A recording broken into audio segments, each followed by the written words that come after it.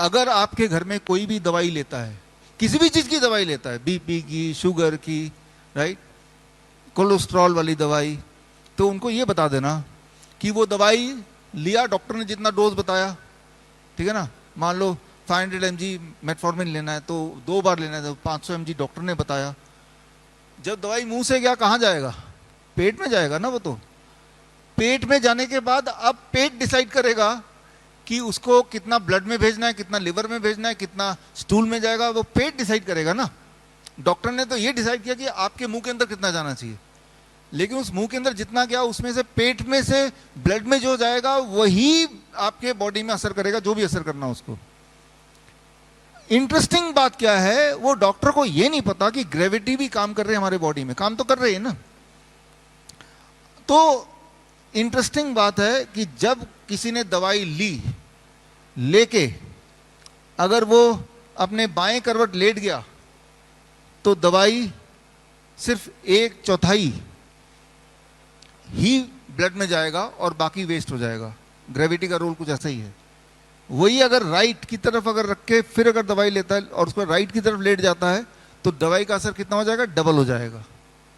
वही अगर दवाई लेने के बाद खड़े रहता है, वो बैठता नहीं है, खड़े रहता है, तो दवाई कितना गुना हो जाएगा सर?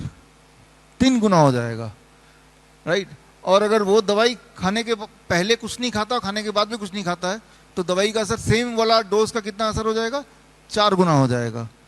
तो आप सोचिए कि एक ही दवाई है, उसी इंसान ने खाया, उसी वक्त खाया, अब वो कितना बॉडी में असर करेगा वो निर्भर करता है कि उसके बाद उसका पोस्चर क्या है। लेकिन क्या आपको लगता है किसी डॉक्टर ने कभी इस बारे में बताया? राइट, अगर वो खड़े खड़े रहता है, यानी कि दवाई को जितना असर करना चाहिए था उसका 3 गुना असर कर रहा है। तो बीपी की दवाई अगर 3 गुना असर करेगी तो क्या होगा उस इंसान को? Low blood pressure.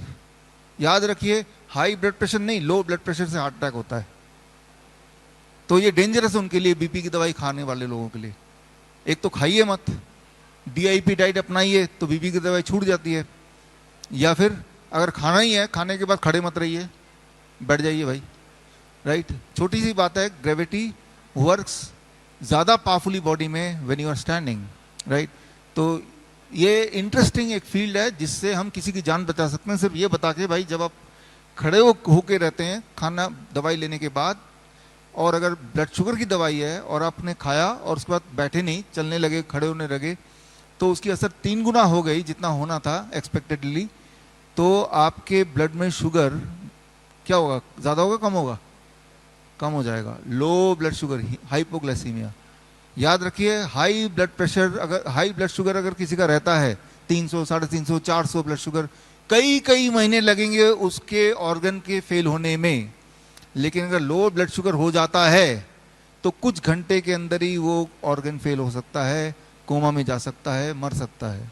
High blood sugar is dangerous over a period of many months. Low blood sugar is dangerous with in few hours.